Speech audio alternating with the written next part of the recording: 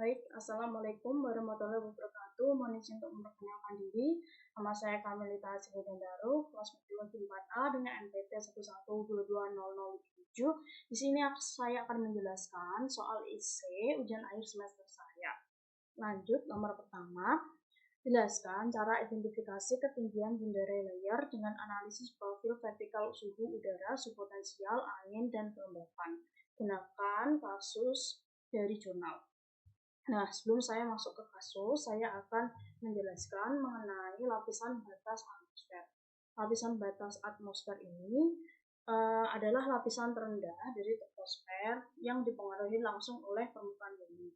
Bagaimana sih dengan karakternya? Karakter dari lapisan batas atmosfer yaitu lapisan ini terjadi banyak aliran turbulen. Selanjutnya, untuk ketinggian lapisan batas atmosfer itu tergantung dengan siklus diurnal, yaitu siklus siang hari dan malam hari. Misalnya, ketika siang hari itu ketinggian LBA, lapisan batas atmosfer, itu antara 1 sampai 5 km. Kemudian ketika malam hari, ketinggiannya itu menyusut dari 100 sampai 300 meter. Dikarenakan suhu udara tinggi yang mendingin di malam hari. Oke, selanjutnya di sini saya akan menjelaskan mengenai struktur lapisan batas atmosfer. Nah, pertama-tama kita melihat bahwa di bagian bawah di sini ada surface layer.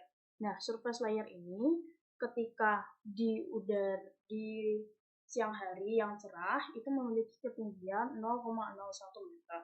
Kemudian di atasnya lagi ada mixed layer yang memiliki ketinggian sampai 100 meter, dari 0 sampai 100 meter dari permukaan bumi.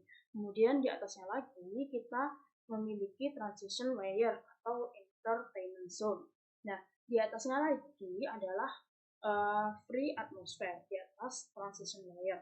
Nah, di situ di free atmosphere adalah tempat di mana awan-awan terbentuk, yaitu di misalnya lapisan cumulus, yaitu cumulus layer. Kemudian ada lagi inversion layer sebelum akhirnya masuk ke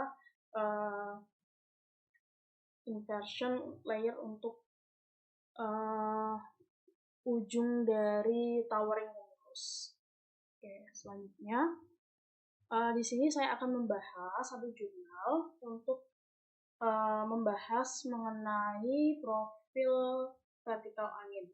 Nah, bagaimana sih cara mengidentifikasi ketinggian LBA dengan profil vertikal angin dapat dijelaskan di jurnal ini. Oke, selanjutnya untuk data dan metodenya yaitu kita memiliki waktu pengamatan 04 sampai 05 Januari 2015. Kemudian dan 22 Januari 2015. Datanya diambil dari pengamatan udara Stasiun Meteorologi Soekarno-Hatta Cengkareng dengan radar CMAX. Kemudian untuk pengolahan datanya itu menggunakan RAW Linux untuk model WRF ARW, kemudian ada Edge Enterprise Doppler Graphic Environment untuk mengolah data mentah dari radar cuaca PCC. Nah, bagaimana sih dijelaskan dalam jurnal ini untuk menentukan ketinggian LBA, yaitu dengan metode profil vertikal angin dari pengamatan radar cuaca dan radiosonde, serta menggunakan simulasi model cuaca numerik skala meso, yaitu modelnya WRF ARW. Oke, selanjutnya. Nah, di sini ada grafik dari ketinggian LBA hasil dari simulasi WRV ARW. Tanggal 04 itu ditandai dengan kurva warna hijau, kemudian tanggal 05 ditandai dengan kurva warna biru, kemudian tanggal 22 itu ditandai dengan kurva warna merah. Nah, untuk lebih jelasnya dari grafik, kita menggunakan tabel. Nah, kita dapat membaca masing-masing ketinggian dari lapisan batas atmosfer itu pada tanggal 04 Januari, 05, dan 22 menggunakan radar, radiosonde, WRF ARW, dan bisa kita bandingkan.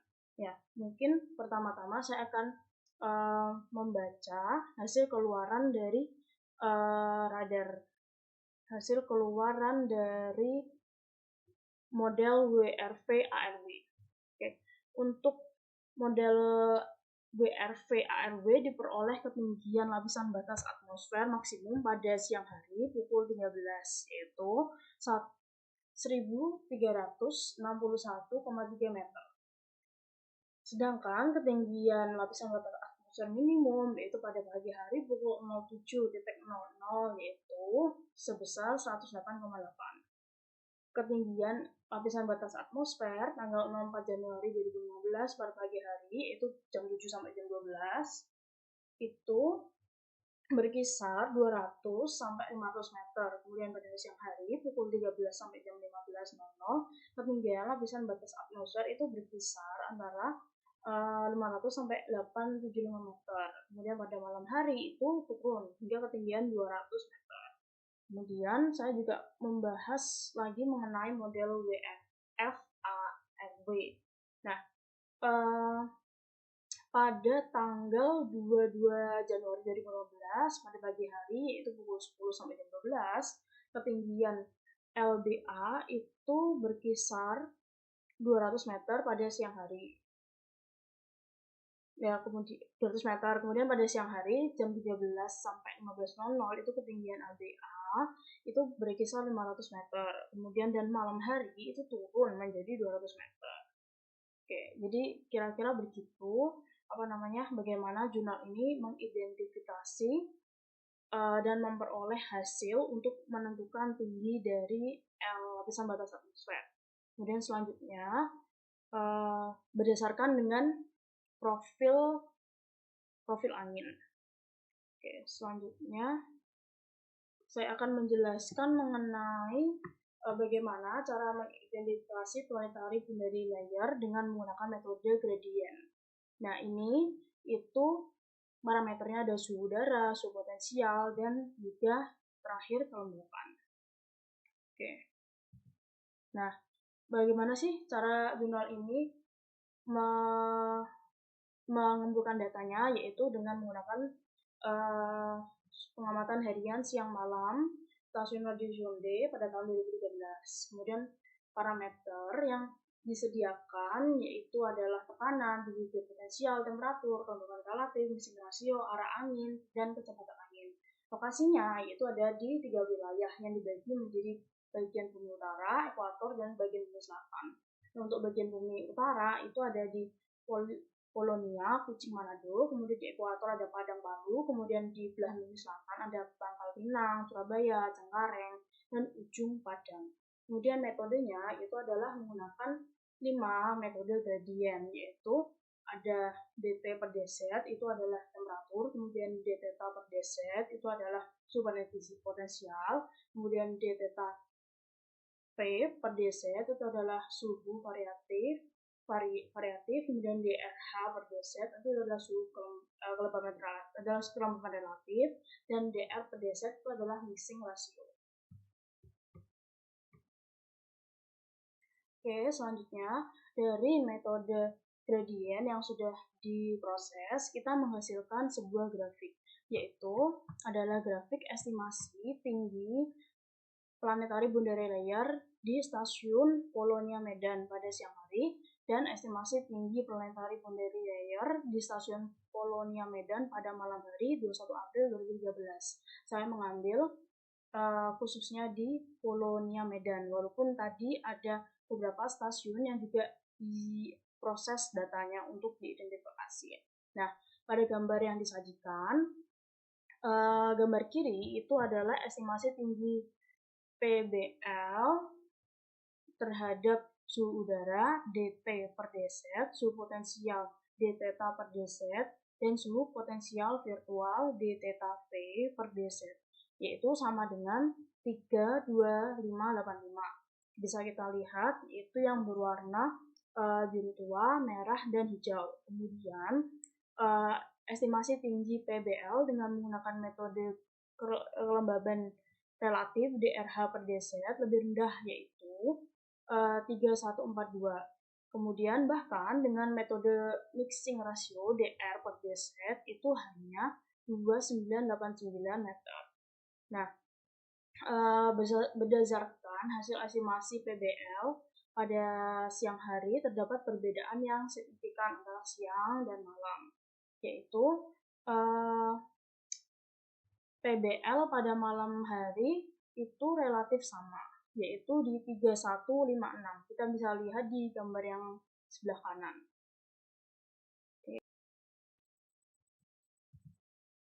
Baik, saya akan menjelaskan pertanyaan nomor 2, yaitu jelaskan cara interpretasi gambar untuk monitoring tropical wave tersebut dengan memperhatikan nilai dan parameter. Nah, di sini saya bagi menjadi 4 bagian, yaitu frekuensi, CBD, kemudian ada Sunday wave number, kemudian ada skala yang di sini, dan kemudian ada yang di sebelah kiri, yaitu periode dalam hari. Pertama, saya akan menjelaskan mengenai CBD, cycle per day. Frekuensi dalam CBD menunjukkan jumlah siklus gelombang yang terjadi dalam satu hari. Dan bagaimana dengan konversinya?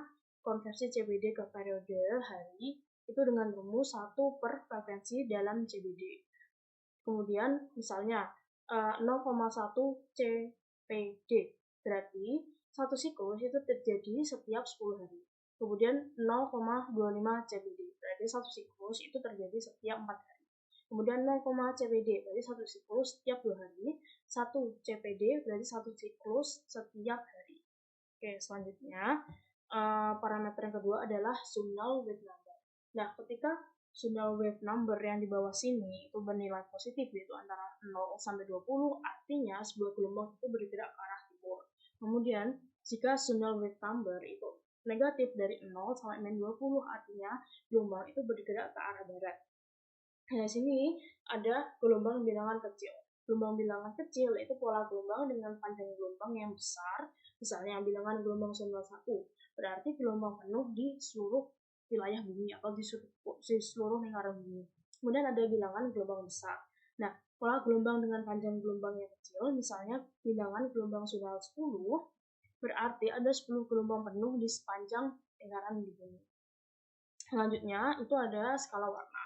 Nah, skala warna ini mengidentifikasikan seberapa kuat aktivitas gelombang tropis pada frekuensi dan bilangan gelombang zonal tertentu. Warna merah itu mengidentifikasikan intensitas yang lebih intens daripada yang warna terang.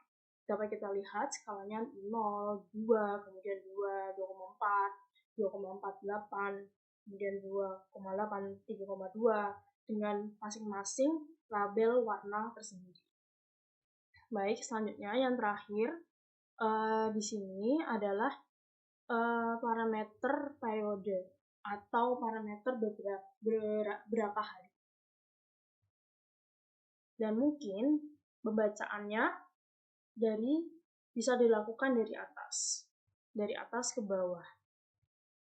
Jadi semakin sebuah gelombang itu lama periode atau durasinya, yaitu dia berlokasi di bawah ini. Nah, jika gelombang berada di sini, berarti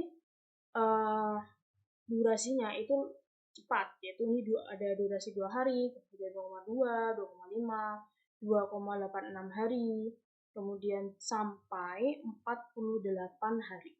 Kemudian di sini pembacaannya, yaitu semakin ke atas, itu frekuensi dalam CBD-nya itu semakin tinggi. Kebalikan dengan yang ini, di sebelah kanan atau siklus atau dalam hari itu semakin ke bawah itu durasinya semakin lama. Oke, selanjutnya biasanya untuk Madden-Julian Oscillation atau MJO itu menandakan musim hujan dengan pola angin tertentu. Kemudian untuk Kelvin itu dapat kita identifikasikan dengan pola suhu dan pola angin. Nah, misalnya saya ambil contoh untuk yang di sebelah kanan sini. Ini saya ambil contoh durasi selama 10 hari. Nah, jika suatu gelombang memiliki 0,1 CPD, berarti gelombang tersebut itu menyebabkan satu siklus penuh dalam 10 hari. Nah, untuk yang saya bilang tadi di sini adalah frekuensi yang diukur dalam durasi. Durasinya itu di satuan hari. Nah, itu adalah untuk mengidentifikasi sebuah gelombang. Seberapa sering sih gelombang ini berulang dan bisa dijadikan untuk bahan prediksi cuaca. Nah, selanjutnya untuk yang di bagian bawah itu adalah zonal wave number. Nah, kalau negatif berarti gelombang itu bergerak ke arah barat. Contohnya adalah gelombang Equatorial Rossby dan MRG. Nah, gelombang ini frekuensinya lebih tinggi, artinya lebih banyak interaksi dengan sistem konvektif. Nah, akibatnya apa? Akibatnya adalah terjadi variabilitas atau variasi cuaca yang cepat. Nah, variasi pola hujan itu dapat terjadi dalam waktu yang singkat. Kemudian, artinya dari variabilitas cuaca yang cepat itu adalah cenderung berinteraksi dengan sistem konvektif, sehingga sering terjadi hujan konvektif dan badai petir. Kemudian selanjutnya, perubahan cuaca lebih sering dan cepat. Kemudian terjadi perubahan pola angin, perubahan tekanan atmosfer. Kemudian variabilitas cuaca yang cepat itu artinya juga mempercepat pembentukan siklon tropis. Jadi equatorial wave kemudian MGR itu memiliki variabilitas cuaca yang cepat.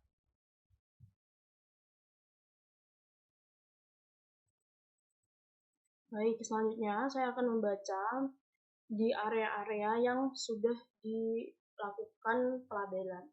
Nah, untuk Madin-Julian Oscillation ini periodenya antara 30 sampai 48 hari. Nah, kemudian frekuensinya itu dari 0,01 sampai 0, kurang dari 0,1 CBD. Nah, kemudian zonal wave number-nya itu dari 0 sampai 10. Itu bergerak ke arah timur. Oke, selanjutnya untuk Equatorial Rossby itu periodenya antara 10 sampai 4,8. Nah, untuk frekuensinya sendiri itu ada 0,01 sampai 0,1. Kemudian untuk zonal wave number-nya itu dari 0 sampai -10 yang artinya bergerak ke arah barat. Nah, kemudian untuk mixed Rossby gravity. Nah, atau tropical disturbance itu periodenya atau durasinya itu dari 2,5 sampai 10 hari. Terus kemudian frekuensinya itu 0,1 sampai 0,4 CBD. Nah, selanjutnya zonal wave number-nya dari 0 sampai -20 yang artinya bergerak ke arah barat. Selanjutnya ada gelombang Kelvin. Nah, gelombang Kelvin ini periodenya antara 2,5 sampai kurang dari 20 hari. Lebih dari sekitar 20 hari. Selanjutnya, untuk zonal wave number-nya itu dari 0 sampai 10.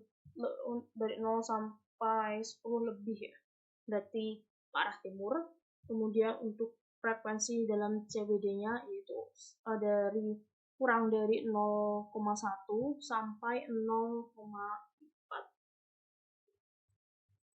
Baik, selanjutnya di sini saya mengambil kasus lain untuk menjelaskan mengenai gelombang Kelvin, equatorial wave, dan lain-lain. Nah, jurnal ini dinamakan Real-Time Monitoring and Prediction of Modes of Coherent Synoptic to Intra-Seasonal Tropical Variability. Oke, selanjutnya untuk data dan metode yang dilakukan yaitu observasi radiasi gelombang panjang keluar atau OLR yang diamati melalui satelit. Nah, metodenya yaitu menggunakan teknik Fourier filtering pada dataset global yang diperbarui setiap hari. Kemudian, filter ini itu digunakan untuk mengekstraksi wave number zonal dan frekuensi spesifik dari setiap gelombang yang diamati.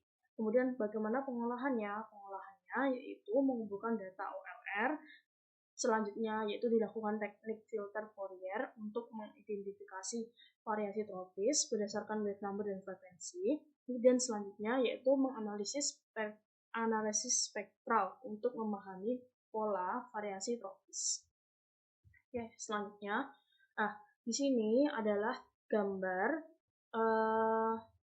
spektrum daya yang digunakan untuk memantau variabilitas tropis itu pada komponen antisimetri dan yang simetri. Untuk antisimetri itu yang A, kemudian untuk yang antisimetri B. Nah, untuk yang di antisimetri itu merujuk pada pola variabilitas atmosfer yang berbeda di kedua sisi ekuator. Nah, asimetri itu menunjukkan sifat-sifat yang berlawanan di belahan bumi utara dan selatan. Nah, kita bisa melihat di sini ada mixed Rossby gravity. Jika kita analisis dari grafis sebelumnya, kita belajar bahwa zonal wave number-nya dapat kita ketahui yaitu antara 14 sampai min 2, kemudian frekuensi dari 0,1 sampai 0,5. Kemudian untuk periodenya yaitu ada di 2 sampai 10 hari. Oke, selanjutnya untuk MJO, Madden Julian Oscillation. Nah, untuk MJO sendiri itu di zonal wave number antara 0 sampai 4, kemudian untuk periodenya itu 30 hari, lebih dari 30 hari. Kemudian untuk frekuensi dari kita bisa lihat kurang dari 0,01. Oke, selanjutnya untuk yang di sebelah kanan, nah kita bisa melihat adalah panel komponen simetris. Nah, di sini ada gelombang Kelvin dengan wave number antara 1 sampai 14, kemudian frekuensi 0,1 sampai 0,5, dan periodenya itu 2 sampai 17 hari. Nah, lanjut ada IR, Equatorial Rossby, itu zonal wave number dari min 10 sampai min 1, frekuensi 0,03 sampai 0,15, periodenya itu kurang dari 10, 9,7 sampai 72. Lanjut di MJO. Untuk MJO sendiri itu ada zonal wave number dari 0 sampai 5, kemudian frekuensi 0,03 sampai 1, periodenya 30 sampai dan seterusnya, 30, lebih dari 30. Nah, untuk yang diagram simetri ini itu merujuk pada pola variabilitas atmosfer yang simetris terhadap ekuator. Nah, artinya pola ini itu memiliki ciri yang sama di belahan bumi utara dan di belahan bumi selatan. Oke.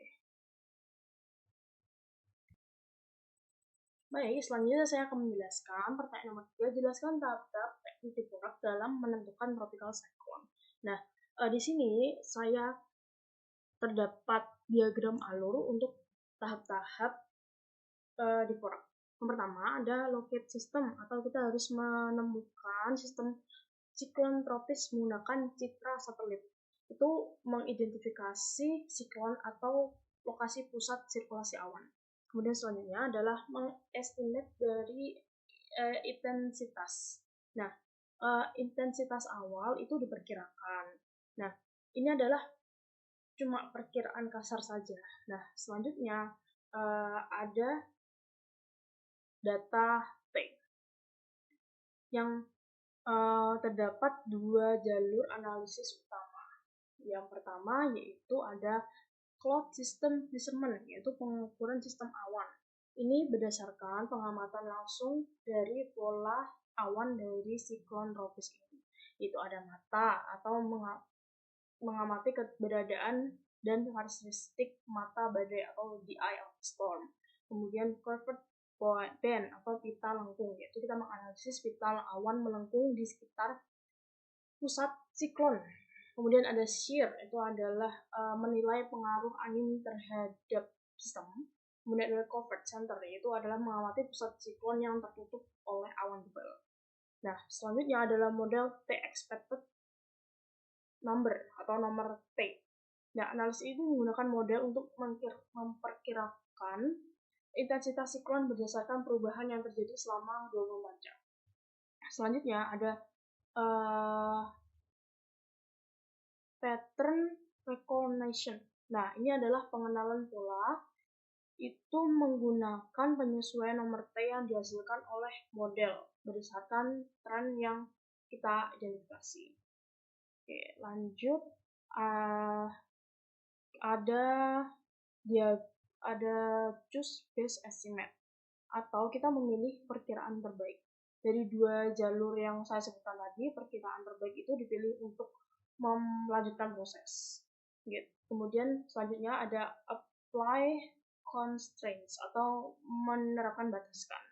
Nah, ini ditetapkan untuk memastikan bahwa perkiraan intensitas itu tidak mengalami perubahan drastis yang tidak realistis dalam waktu yang singkat. Nah, ini batasan itu gunanya adalah untuk memperkirakan konsistensi. Kemudian adalah final T number, berarti kita menemukan nomor T yang akhir. Nah, ini adalah T number yang dapat merepresentasikan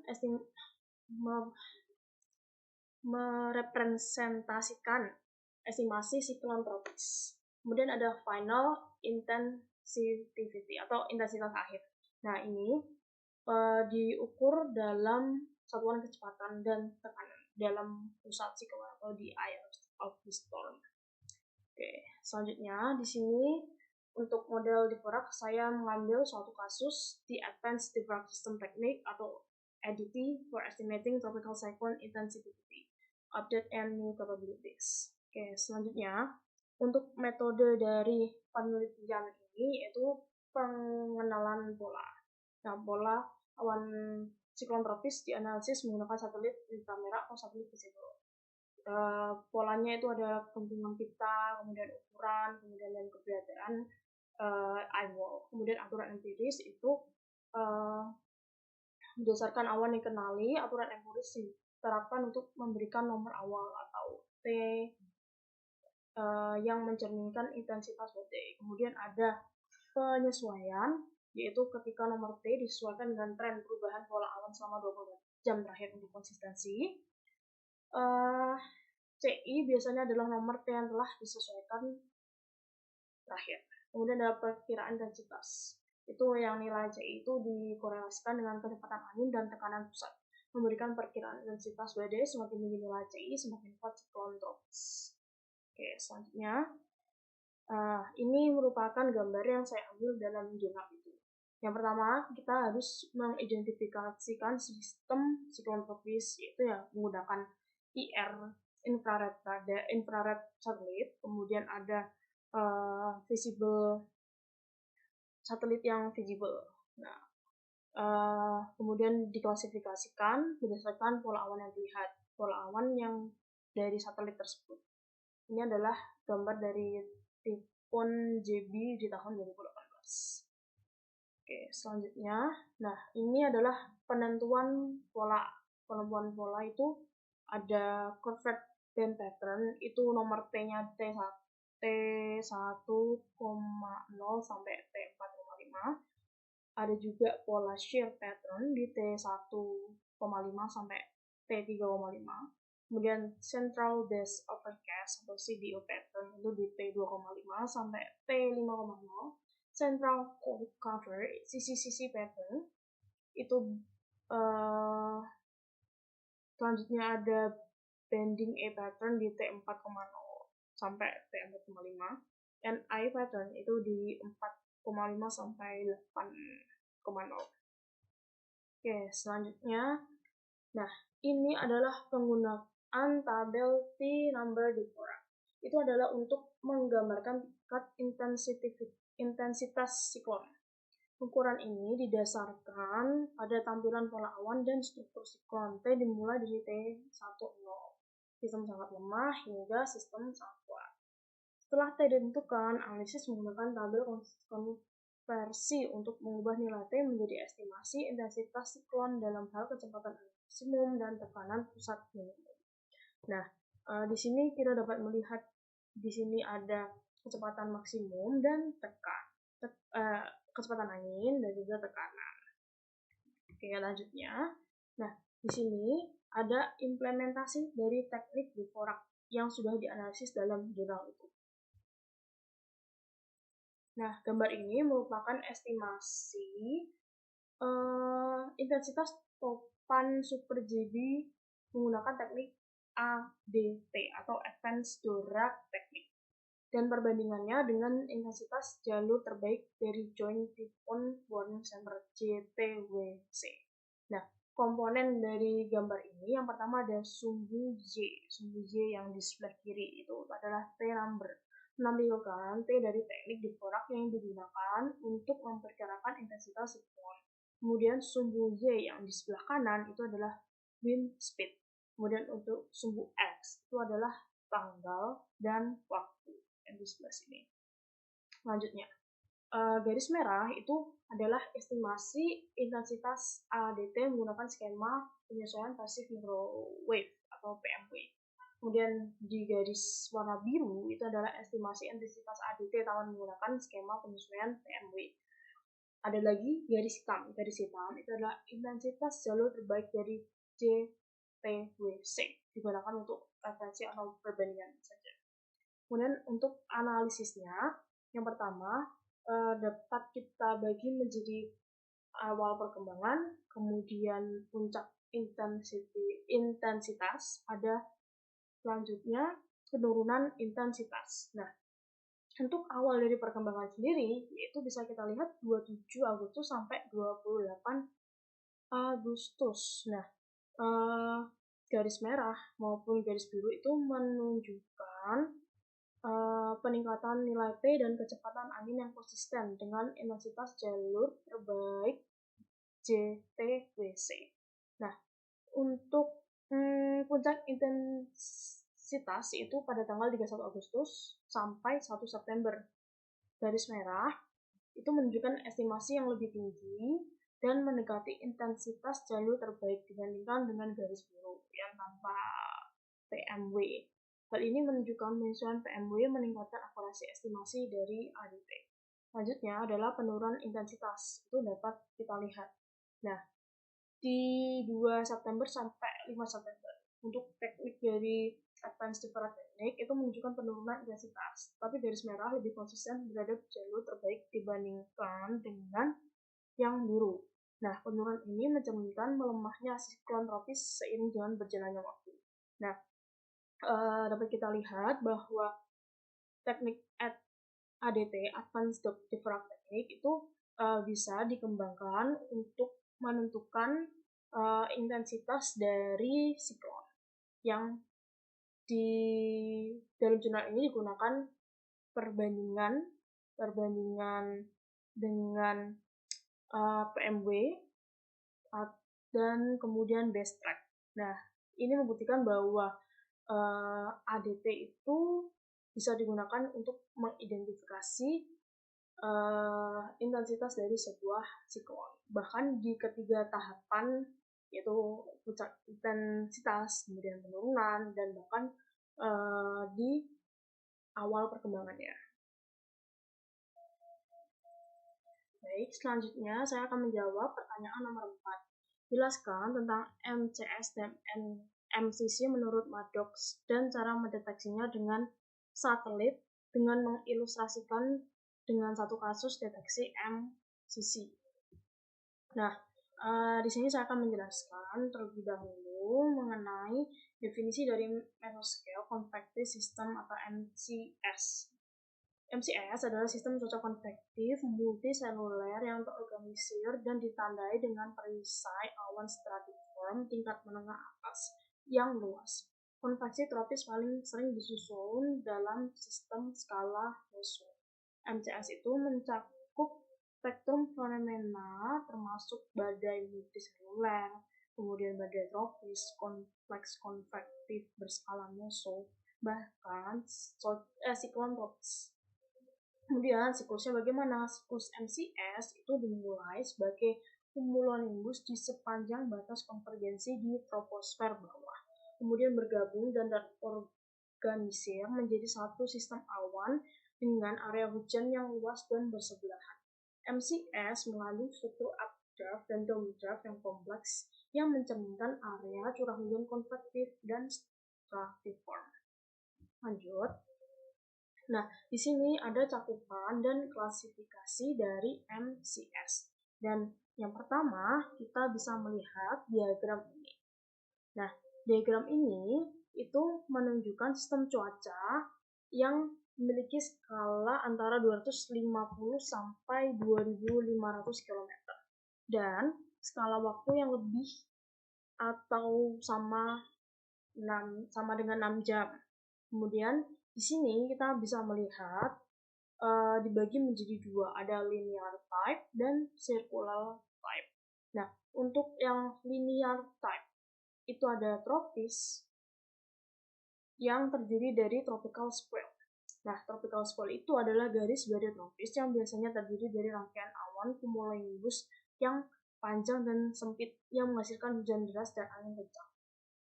Untuk yang di bagian bumi atau di mid latitude itu ada peristiwa swell line. Itu garis badai yang umumnya terjadi di lintang menengah mirip dengan tropical swell tapi berada di daerah non-tropis.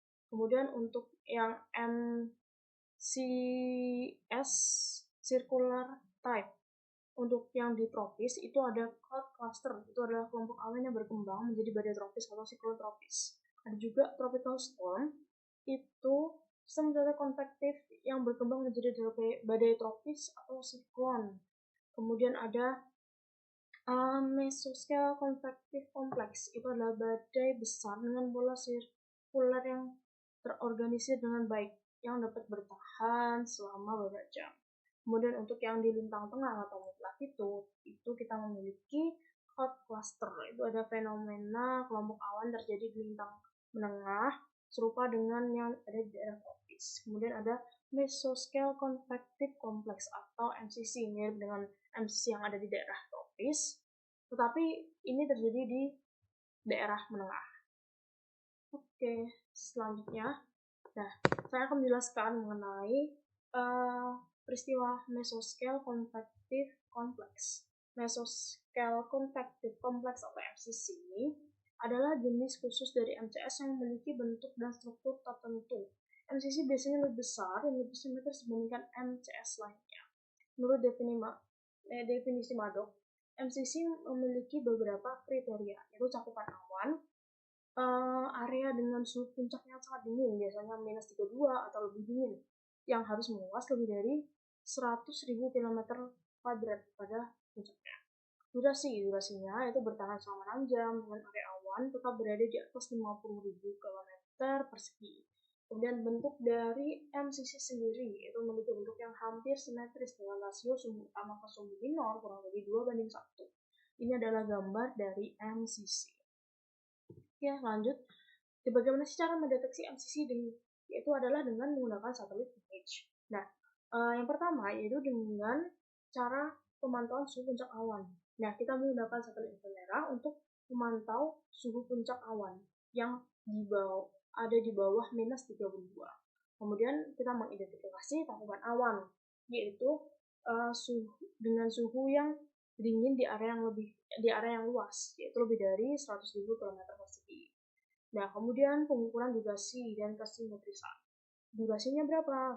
Durasinya yaitu beberapa jam untuk memastikan bahwa awan yang dingin itu tetap bertahan di atas 50.000 km persegi dengan waktu minimal 6 jam.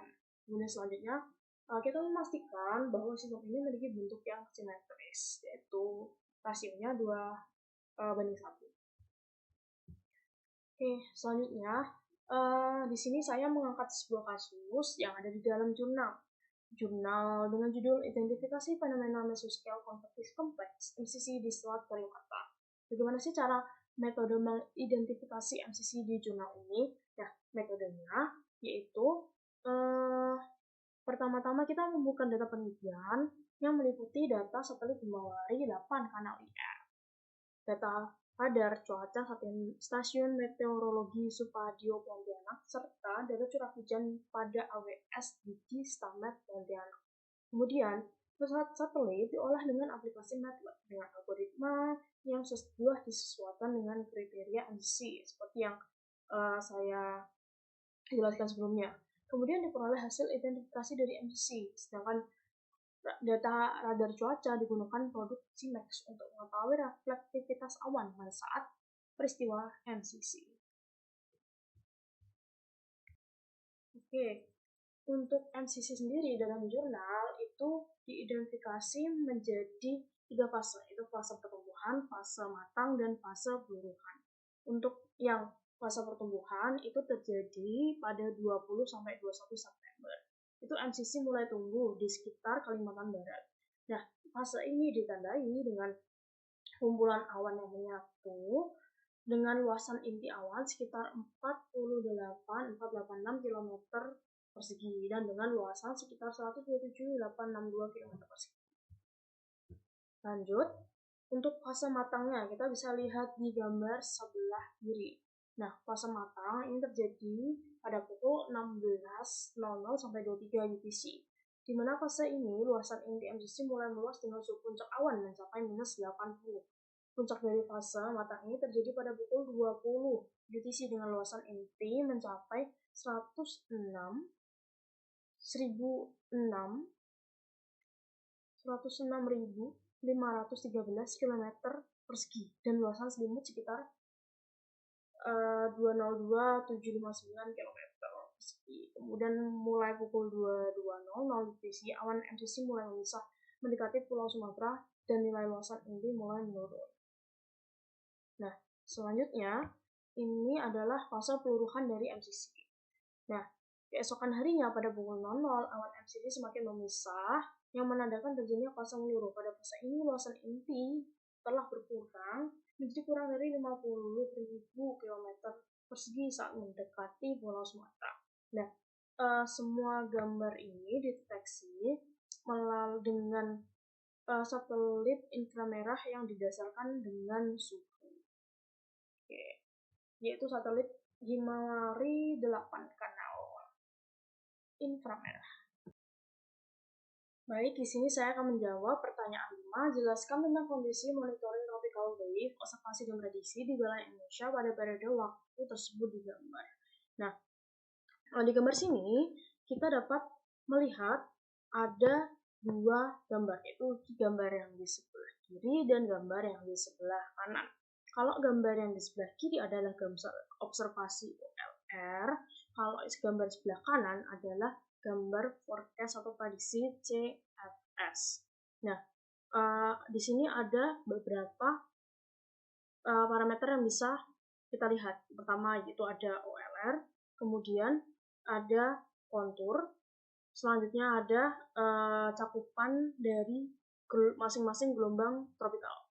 Nah, pertama-tama saya akan menjelaskan gambar yang 29 Mei sampai 4 Juni. Untuk yang gambar 29 Mei sampai 4 Juni itu maksudnya observasi dari OLR itu adalah area dengan warna hijau hingga biru itu menunjukkan aktivitas konvektif tinggi di bagian Indonesia dan wilayah sekitar Pasifik Barat. Ini menunjukkan adanya awan tebal dan potensi hujan lebat.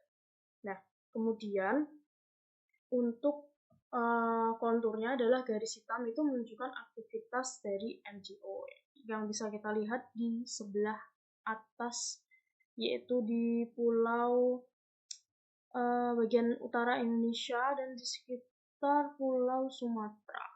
Kemudian untuk garis biru menunjukkan gelombang Kelvin. Gelombang Kelvin kita bisa melihat di sebelah sini, di sekitar Pulau Sulawesi. Selanjutnya, untuk garis ungu menunjukkan area tekanan rendah atau low pressure area. Kita bisa lihat low pressure area itu ada di sekitar Pulau Papua. Selanjutnya, untuk garis merah itu menunjukkan gelombang Rossby ekuatorial. Nah, gelombang Rossby ekuatorial itu kita bisa lihat di sini sebelah Pulau Jawa sampai di NTB. Lanjut di 5 Juni sampai 11 Juni. Nah, untuk observasinya itu terlihat bahwa konvektif itu tinggi di wilayah yang sama dengan beberapa pergeseran kecil ke arah barat dan selatan. Ada penurunan aktivitas konvektif di beberapa bagian. Oke, untuk konturnya menunjukkan pergerakan sistem atmosfer seperti MCO dan gelombang Kelvin. Nah, kita lihat di sini untuk tropical wave itu hanya terlihat cakupan yang lebih kecil daripada yang di 29 Mei sampai 4 Juni. Nah, untuk yang MCO-nya itu kita lihat di sebelah utara Borneo, kemudian untuk low pressure-nya ada di Papua, itu sama seperti 29 Mei sampai 4 Juni. Selanjutnya, untuk gelombang ekuatorial Rossby itu bergerak ke sebelah selatan Pulau Jawa. Oke, selanjutnya untuk tanggal 12 Juni sampai 18 Juni itu observasi dari OLR itu menunjukkan aktivitas konvektif tinggi meluas ke arah timur hingga wilayah Pasifik Barat dan beberapa wilayah Asia Tenggara. Untuk konturnya itu menunjukkan area tekanan rendah dan gelombang atmosfer yang bergerak. Nah, area tekanan rendah yang dimaksud yaitu adalah yang di sebelah sini atau low pressure yang ditandai dengan warna ungu. Kemudian ada juga gelombang Kelvin di sebelah sini meliputi Pulau Sumatera dan Kalimantan. Gelombang ekuatorial Rossby itu ada di daerah selatan, Sumatera dan meliputi sedikit Jawa. Kemudian ada di atas sini itu di Filipina. Oke, selanjutnya untuk di tanggal 19 Juni sampai 25 Juni. Untuk di 19 Juni itu aktivitas konvektif tinggi itu berlanjut, terutama di wilayah Indonesia bagian tengah serta Pasifik bagian barat. Oke, sekarang untuk konturnya adalah aktivitas MGO dan gelombang Kelvin masih terlihat di dalam kontur. Nah, di sini cakupan wilayah untuk gelombang paling besar adalah gelombang ekuatorial Rossby, yaitu ada di bagian atas Indonesia dan di bagian barat Indonesia. Selanjutnya, untuk di low pressure area itu masih tetap berada di sekitar Papua dan di sekitar timur daerah Indonesia. Oke, lanjut. Bagaimana dengan prediksi dengan CPFS forecast? Nah, di sini kita bisa melihat prediksinya aktivitas konvektif ini diperkirakan terjadi di beberapa Asia Tenggara di sekitar Filipina. Nah, konturnya menunjukkan pergerakan gelombang atmosfer dan area tekanan rendah. Nah, area tekanan rendah itu di sini di warna ungu, kemudian ada ekuatorial Rossby itu bergerak ke arah timur Indonesia. Oke, kemudian di 3 Juli sampai 9 Juli itu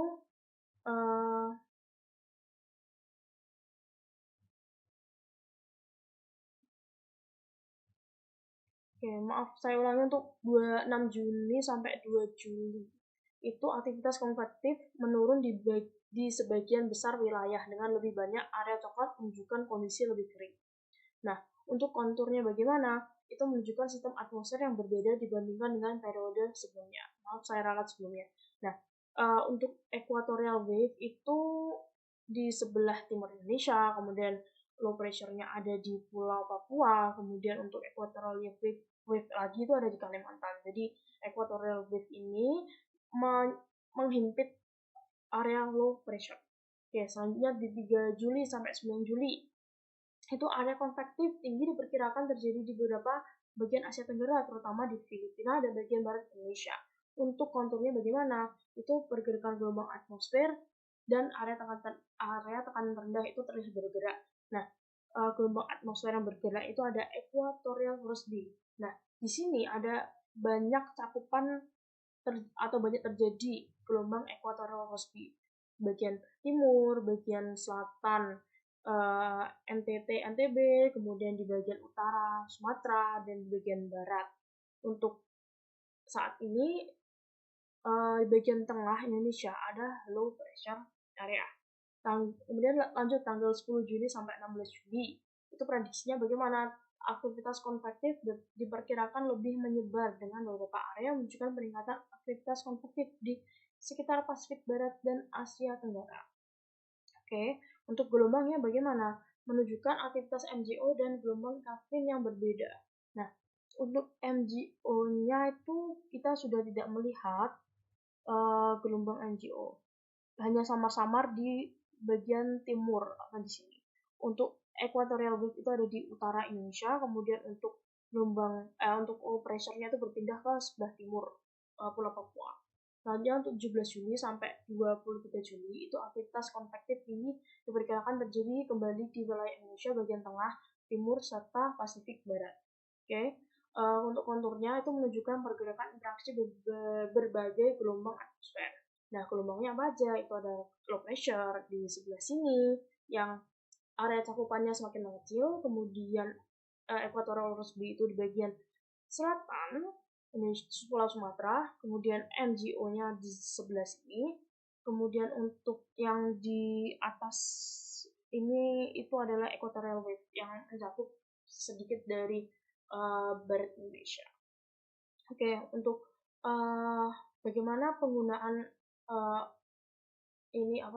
observasi dan forecast itu digunakan untuk menentukan lokasi dan intensitas aktivitas konvektif yang digunakan untuk membantu prediksi cuaca, hujan lebat, dan badai. Kemudian untuk observasi dan forecast ini sendiri itu adalah untuk kita bisa melihat pergerakan gelombang tropical wave. Nah, seperti kita lihat, kita dapat menentukan luasan dan cakupan gelombang-gelombang equatorial wave. Ada yang Rossby, equatorial Rossby, MGO, kemudian Kelvin, dan lain-lain. Dan hal ini penting untuk memahami pola cuaca yang ada di ekuatorial, termasuk di Indonesia. Baik, sekian presentasi dari saya. Saya mohon maaf apabila ada salah kata. Sekian dan terima kasih. Wassalamualaikum warahmatullahi wabarakatuh.